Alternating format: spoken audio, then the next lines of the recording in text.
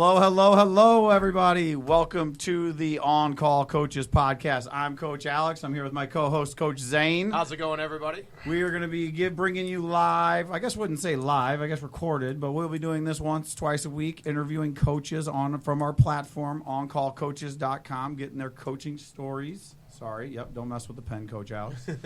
Getting their coaching stories and just getting background on where they got to, how they got there, what they like about video coach, how they use their video coaching, things like that.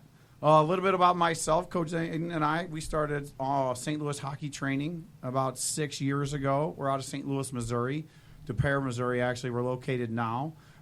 We do private lessons all day, every day. We do camps, small groups, things like that. We brought video coaching into our business probably 2.5, 3 years ago. There was a lot of programs involved, so then we created On-Call Coaches, and now we brought us here. We have a very special guest today. We're proud to bring our first guest. This player and now coach grew up right down the road in Webster Groves, Missouri, where he donned the jersey of his hometown high school, the Webster Statesman. Once he graduated high school, he went on to play at McKendree University. Let me tell you, this guy's a big-time player in his first college game. The team's home opener, I might add. He tucked his first goal away of the season, bar down. After his 2009 season at McKendree, he went ahead and played for the Texas Junior Brahmas in the WSHL, where he played 31 games, 1 goal, 1 assist, 16 PIMs. In 2011, he retired from competitive hockey, started his professional coaching career. He got a skilled coaching start at End-to-End Hockey here in St. Louis, went on to started his coaching team play with the AAA Blues organization. Over the last 5 seasons, he's worked as a private skills coach for Coach Zane and I at St. Louis Hockey Training. He's logged over 7,483 private lessons for us. Ladies and gentlemen, put your hands together, Mr. Ryan Dietl. How are you, sir? We're going to go ahead and turn it on here. There we go. Coach Ryan, how you doing? Mr. Dietl. Good. How we doing, boys? We're doing good. Thanks for joining us today. No problem. Hot start at McKendree for you. Bar down, first game. That had to be a good feeling. Tell me about that first game at college for you. I'm putting you on the spot, aren't you? Aren't I? No big deal. It's first goal of the season and, first goal, I guess, scoring in college. But, it was really kind of simple, Were the boys pumped? In front of the net. Stick on the ice. I like it. Were the boys pumped for you? Oh, yeah. Nice. Why'd you end up leaving McKendree and going to join the juniors program? I actually wanted to play juniors out of high school. My parents strongly advised that I do not do that. My brother went around that path, and they didn't think it ended well for him. So I had a couple buddies that were over at McKendree, and they gave me a pretty darn good offer to go there. But I ended up leaving just because I wasn't ready. I was terrible. Wasn't ready for what? What do when you say you weren't ready? School? Yeah. Gotcha. Hockey was really easy. Yeah, I saw. You lit it up. Yeah. I was ready to play junior hockey. I wanted to focus on hockey and see how far that could take me. And I ended up just trying to listen to my parents, and it's the first time that the kid's actually right, I feel like. How about that? You know yourself, huh? Yeah. What was the biggest challenge you encountered when you switched from college to juniors? I think more of the grind of it all. College, everything was more laid back. I had a lot more time to just hang out, it was more just I have classes, everything's a little more structured, but just more laid back. When I got to playing junior hockey, it was everything I wanted. It was, we were waking up and getting right after it at 6 a.m. After practice, we had workouts. And then from there was a handful of us that would always stick around the rink. And, some of us worked at the rink. Some of us just stuck around to wait for the pro team to get done practicing, and we knew that there was another 3 hours worth of ice that's open. And we could just skate around for 3 hours, and most of the day was consumed just honing our skills, having shooting competitions, 1v1s or 2v2s, and, just getting that extra ice time. So if there was a player that was looking at the two different paths, what would you suggest? What type of player goes each way, whether that's going into college and playing or taking the junior route? What would decide that path for me if I was, let's say, a junior or senior in high school and I'm trying to decide what to do next? Which path, depending on the player, how would you explain that? I would say that, most of the kids now are already really involved in, I really want to go this route with school. I know that this is what I want to do. I think you have to be honest with yourself and where you're at in hockey.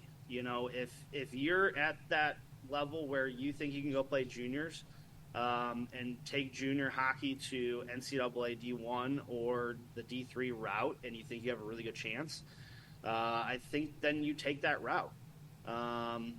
If you kind of run the fence, I still think you take that route because you gain a lot of experience. You're growing as an actual human being and a person a lot because you're on your own. Living with a family or some of the guys, in my case, I actually did both. Half the year I was living with some of the guys. The other half of the year I ended up living with one of the family members that one of my buddies lived with.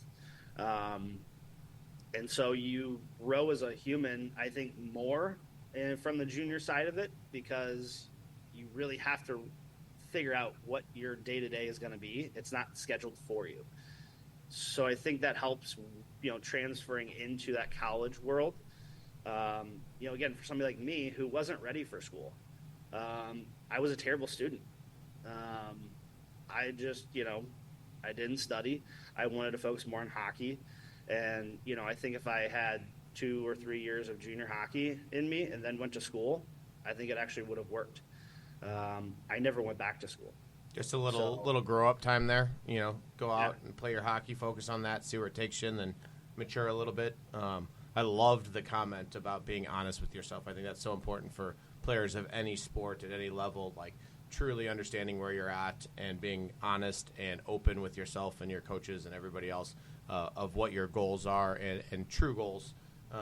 And again, making sure that you're honest in your opinion of yourself of where you're at. So I love that. Yep. Now, you've been a private skills coach forever now. Over the last year, you've added video coaching to your players' lessons. What's the biggest takeaway on the coaching side as well as from the player improvement side? So, like on the coaching side, how has it helped you with preparing your lessons? And on the player's side, the difference made in the player's game, is it skill related or is it more gameplay, strategy, X's and O's? I think it's both. I just had a conversation with a kid yesterday, right? It's awesome to have an idea of what you want to do, right? Like call it a breakout or a forecheck. We live in a world in our game where, you can have a plan, but that plan doesn't always work out. And you better figure out how to quickly adjust. And knowing, where to be to put yourself in that position to be able to adjust quickly. I think, again, video proves that, right? If you want to say a forecheck, you're really trying to hug the wall instead of a little bit more inside the dots. You're prepared to adjust more to the defenseman going around the net, or he can throw that puck up the wall and you're still there. But also at the same time, from a skill standpoint, video doesn't lie. If you've got your head buried down looking at the puck and throwing a puck at a net and miss it by 5 feet, and you say, oh, well, I ended up losing an edge and falling down. The old blue line got me. Yeah, blue line mindset gets us all once in a while. Now, what do you find yourself more utilizing video for? Is it more for the skill side or is it more for the X's and O's? Like, are you finding a player to where you're telling them, hey, you need to be using, the push-pull here, or you need to be not shooting the snapshot here, you need to pull backhand and go that route? Or is it more, as you were talking, breakouts, the regroups, you got to get back over the top of the guy here, something like that? What do you think? As I've been doing it, it depends on the kid. where he's at in his game, who he plays for. Is he playing at a AAA level? Is he playing an A1 level? Have I coached him for, a year or two, or has it just been maybe a couple months? I think it just really depends on the kid. Earlier on, I think, we focus more on the skills. Let's develop the skills. Let's build a foundation, a very strong foundation. From that foundation, they're going to have a lot of success from a skill standpoint, and then now we can transition to more X's and O's. Yep, nice. I get that totally. Now, where do your players get all their video from? Like, is it mainly game film, or are you getting video of them practices or practicing at home? What kind of videos are you getting from your players right now? It's more game situation. Yep. And where are they getting that? Is that like mom and dad filming, or what are they using to bring that video to you? Yeah, what I tell mom and dad is, you want the best quality video you can get. So if you've got a great vantage point in a rink and a good phone or a camera and iPad that can get a really good video of them, I say you stick with that. And the hockey rinks pretty much everywhere has Live Barn. Okay, yeah. A lot of that comes from Live Barn as well. So I always recommend, try to get the best video you can of it, because the better the video, then the better it's going to be for me as a coach to highlight some of the things that I'm wanting the player to fix. Now, when I was coaching, team video has been around for a little longer now. I think probably 7 or 8 years ago, teams started doing video. We had one guy on the team at video. It'd get uploaded, and we'd have a 40, 50, 60-minute video session where a coach sits there and yells at you about the whole game. Painful, and just beat you up. Painful. Is this the same way? Or, because I remember you lose players pretty quick after, 10 minutes of watching a game again that they just played. Yeah. I mean, again, you have to be honest with the player. There's no point as a coach to lie to somebody and say, hey, that was a really great game, but I'm going to kind of beat you up for the next 4 minutes while we go through this video of watching you play this game. Being honest, that kind of helps sets the tone, I think, and it builds that rapport with that player and also the family.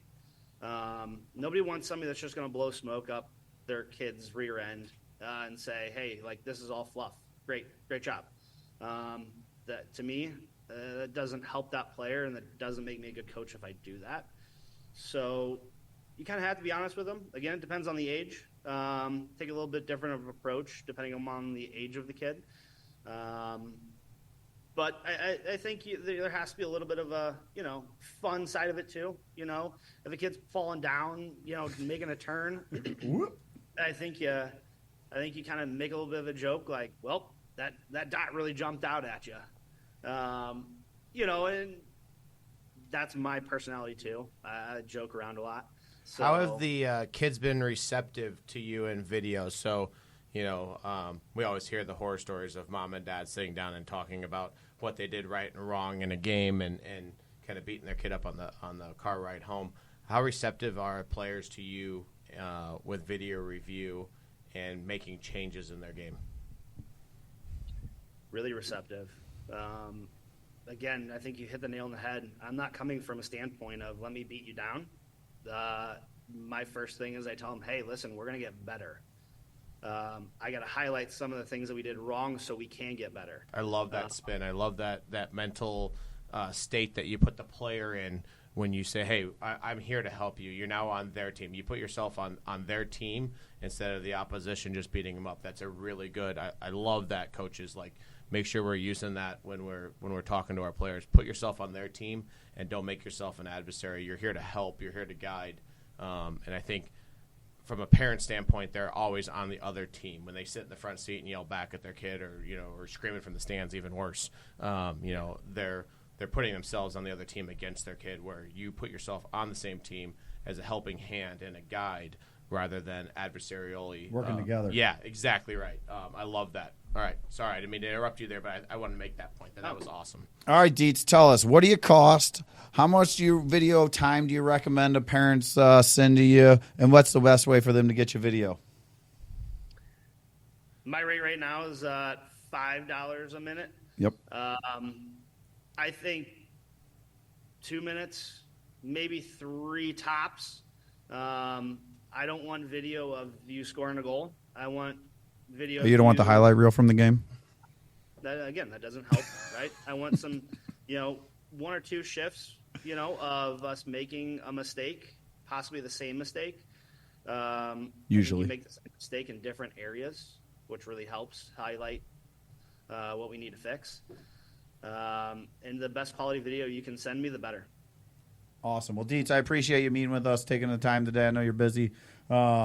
Everybody, that's going to be the first episode of the On Call Coaches podcast. Again, thanks to Coach Dietl for joining us, being our inductee number 1 interview. Coach Zane, great doing it with you. Thanks to Alyssa in the background. We'll see you guys later. Appreciate it.